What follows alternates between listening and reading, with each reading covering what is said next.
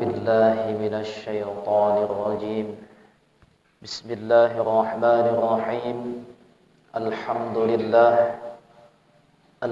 لله وكفى والصلاة والسلام على رسول الله المصطفى وعلى آله وصحبه أهل التقى والوفا أشهد أن لا إله إلا الله وحده لا شريك له وأشهد أن سيدنا محمدا عبده ورسوله الذي لا نبي ورسول بعده اللهم صل وسلم وبارك على سيدنا محمد وعلى آله وصحبه ومن تبعهم بإحسان إلى يوم الدين أما بعد فيا عباد الله أوصيكم ونفسي بتقوى الله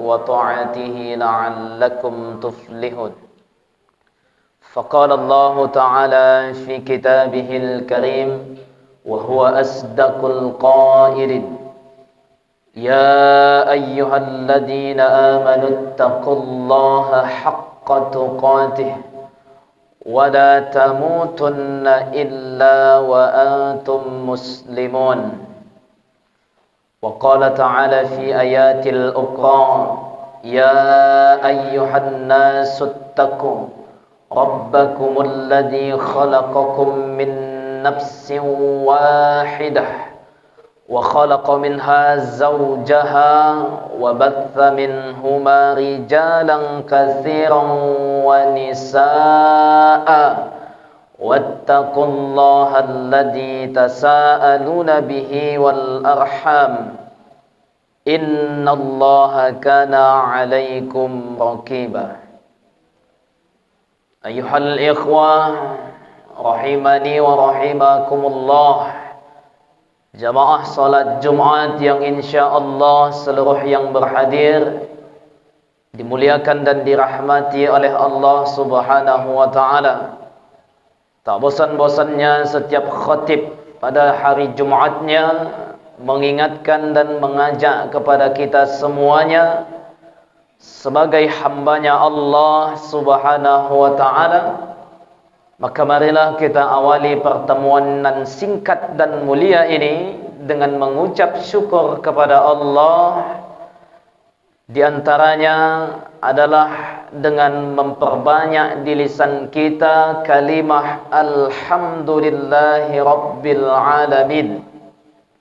Sebagai bentuk ungkapan rasa syukur kita atas betapa banyak nikmat dan karunia yang Allah anugerahkan kepada kita semuanya, sehingga bisa dipastikan kita tidak akan bisa menghitung nikmat tersebut satu persatu.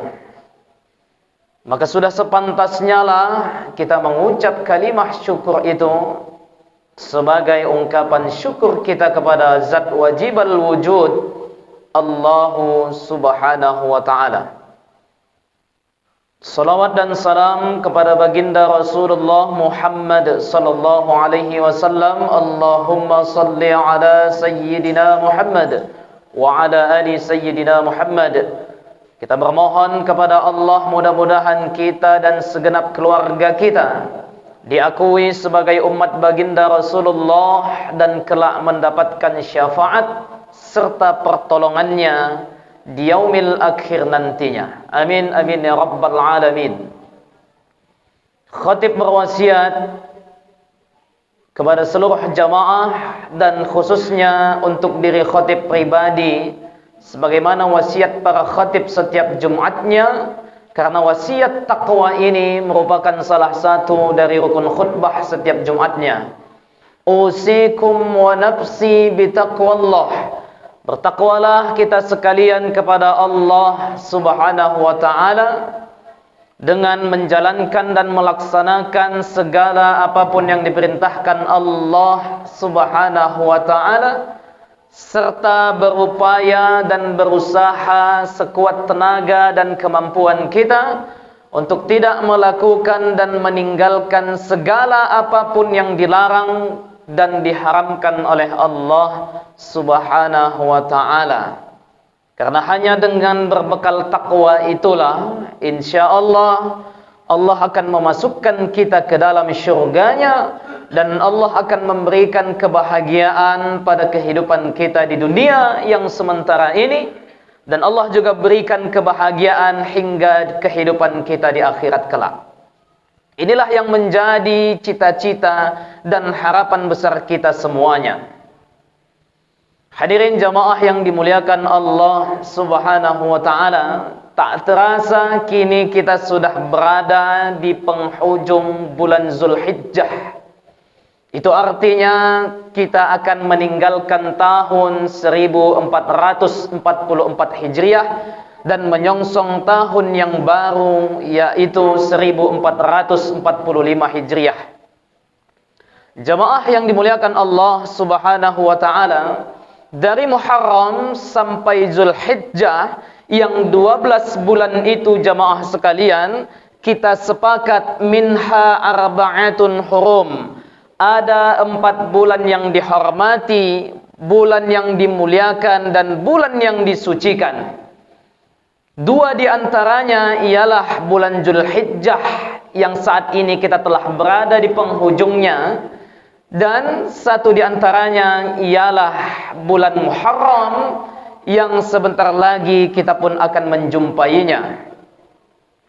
Muharram jamaah yang dimuliakan Allah Subhanahu wa ta'ala, Muharram ini adalah salah satu bulan dari ke-4 bulan yang dimuliakan tadi, dari 4 bulan yang disucikan tadi. Mengapa demikian? Karena di bulan Muharram ini banyak sekali terjadi peristiwa besar di dalamnya. Karena hampir semua para nabi dan rasul berkaitan dengan bulan Muharram ini. Namun hadirin yang dimuliakan oleh Allah Subhanahu wa ta'ala, kita hanya akan membahas atau mengutip sedikit saja pada kesempatan yang singkat dan mulia ini terkait peristiwa dan keistimewaan serta kemuliaan bulan Muharram, dan juga amalan apa yang bisa kita lakukan di bulan Muharram yang tak lama lagi kita pun akan memasukinya. Pertama hadirin yang dimuliakan Allah Subhanahu wa ta'ala, di bulan Muharram Allah Subhanahu wa ta'ala menerima taubatnya Nabi Adam alaihi salam. Kata Allah, "Hai Adam, dari tidak ada aku ciptakan engkau menjadi ada. Merasa sepi, aku ciptakan Hawa untuk menemani supaya kau tenang. Saya perintahkan kau tinggal di syurga. Kamu boleh nikmati semuanya yang ada di dalam syurga tersebut. Ini itu boleh, silahkan. Makan-makanlah yang kamu suka, minum-minumlah yang kamu senang. Pakailah yang kamu mau, tapi satu kata Allah kepada Nabi Adam alaihi salam, jangan dekati pohon khuldi itu. Kalau itu kau tidak sanggup Adam, maka keluar dari syurga ini." Sebagaimana yang kita pernah dengar atau kita baca dari para ulama tentang riwayat kisah Nabi Adam alaihi salam, kemudian Nabi Adam pun dikeluarkan dari syurga oleh Allah Subhanahu wa ta'ala. Riwayat mengatakan Nabi Adam, Allah tunjukkan satu kekhilafannya, Allah tampakkan satu kesalahannya, dan Allah abadikan kisahnya di dalam Al-Quran yang menyebabkan Nabi Adam dikeluarkan dari syurganya Allah Subhanahu wa ta'ala. Kita hari ini yang salahnya banyak, kita yang dosanya banyak, terkadang malah kepingin masuk ke dalam syurganya Allah tanpa kita sadari betapa banyak dosa dan kesalahan yang telah kita lakukan.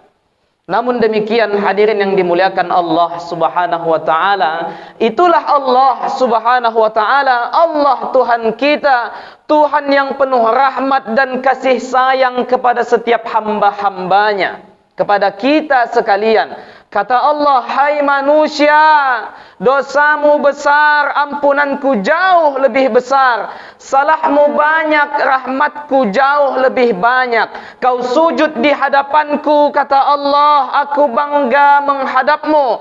Kamu nangis kepadaku, aku senyum melihatmu. Kau berjalan menujuku, aku berlari menyambutmu. Itulah Allah, Tuhan kita yang penuh rahmat dan kasih sayang kepada setiap hambanya dan kepada kita sekalian, jemaah sekalian. Nabi Adam diusir dari syurganya Allah subhanahu wa ta'ala.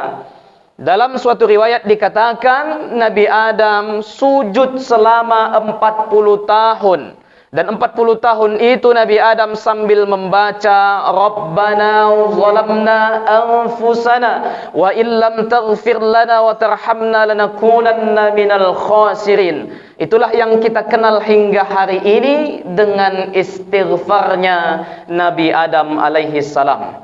Inilah salah satu peristiwa besar yang terjadi di bulan Muharram. Ma'asyiral muslimin rahimani wa rahimakumullah. Yang kedua, jamaah yang dimuliakan Allah subhanahu wa ta'ala, adalah peristiwa ketika Allah subhanahu wa ta'ala menyelamatkan Nabi Yunus dari dalam perut ikan. Jadi ketika Nabi Yunus pergi berdakwah kepada kaumnya yang zalim, dia memberikan peringatan kepada para kaumnya yang zalim tersebut. Kalau kalian tidak mau beriman kepada Allah, maka akan turun azab Allah subhanahu wa ta'ala. Kata Nabi Yunus mengingatkan para kaumnya yang zalim kala itu. Kemudian umatnya Nabi Yunus yang zalim dan membangkang itu pun menjawab kepada Nabi Yunus, kapan Yunus? Lalu Nabi Yunus menjawab, nanti akan ada, kata Nabi Yunus kepada umatnya yang zalim. Kenapa nanti? Sekarang saja, ini kami tunggu. Lalu kemudian Nabi Yunus pun meragukan janji Allah subhanahu wa ta'ala dengan pergi dan menghindar, meninggalkan kaumnya yang zalim dan membangkang itu. Dengan perhitungan, kalau azab tidak turun, berarti Nabi Yunus telah menghindar dari kaumnya dan meninggalkan kaumnya yang zalim dan membangkang tersebut. Kemudian pergilah Nabi Yunus menaiki sebuah kapal, yang tak lama kapal itu berjalan, lalu kapal itu pun mogok dan berhenti di tengah perjalanan. Nabi Yunus pun dikejar dan diikuti oleh kaumnya yang zalim tadi, dan dilihat, ditemui yang keluar dari kapal itu adalah Nabi Yunus. Kemudian dilemparkanlah Nabi Yunus oleh kaumnya yang zalim dan membangkang tersebut ke dalam laut dan ditelan oleh ikan. Yang mana para ulama katakan dalam riwayat, ikan yang menelan Nabi Yunus ini adalah ikan nun namanya. Kemudian dibawalah Nabi Yunus oleh ikan nun tersebut sampai ke dasar lautan atas perintah dan izin dari Allah subhanahu wa ta'ala. Dan itulah yang dikatakan di dalam Al-Quran, bertemunya 3 macam kegelapan. Yaitu kegelapan di tengah malam, kegelapan di dasar laut, dan kegelapan di dalam perut ikan. Nabi Yunus mengalami 3 macam kegelapan ini. Lalu kemudian Nabi Yunus pun beristighfar kepada Allah subhanahu wa ta'ala dengan mengucapkan, La ilaha illa anta subhanaka inni kuntu minaz zalimin. Itulah yang kita kenal sampai saat sekarang ini dengan istighfarnya Nabi Yunus alaihi salam. Dibaca istighfar begitu, ikan itu pun langsung sakit perutnya. Dia naik ke permukaan, dia muntahkan semua isi perutnya, maka keluarlah Nabi Yunus dengan selamat atas izin dari Allah subhanahu wa ta'ala. Inilah peristiwa kedua, peristiwa besar yang terjadi juga di dalam bulan Muharram. Jadi jamaah yang dimuliakan oleh Allah subhanahu wa ta'ala, di antara amalan yang dianjurkan pada bulan Muharram yang tak lama lagi akan kita temui adalah memperbanyak istighfar. Salah satu amalan yang dianjurkan untuk kita lakukan dan kita perbanyak di bulan Muharram nanti adalah senantiasa kita memperbanyak istighfar, memohon ampun kepada Allah subhanahu wa ta'ala. Maka agama kita Islam pun menganjurkan siapa yang berbuat salah maka ikutilah dengan istighfar. Siapa yang berbuat kesalahan maka barengilah dengan istighfar, memohon ampun kepada Allah Subhanahu wa taala. Maka hadirin yang dimuliakan Allah Subhanahu wa taala, marilah kita songsong tahun baru 1445 Hijriah yang tidak lama lagi akan kita jumpai dengan semangat yang baru, dengan spirit perubahan menuju ke arah yang lebih baik dalam diri kita. Dan marilah di penghujung tahun 1444 Hijriah ini kita cross check, kita periksa kembali ke diri kita masing-masing. Jangan-jangan di tahun ini lebih banyak salahnya daripada benarnya yang kita lakukan. Jangan-jangan di tahun ini lebih banyak keburukan daripada kebaikan yang kita lakukan.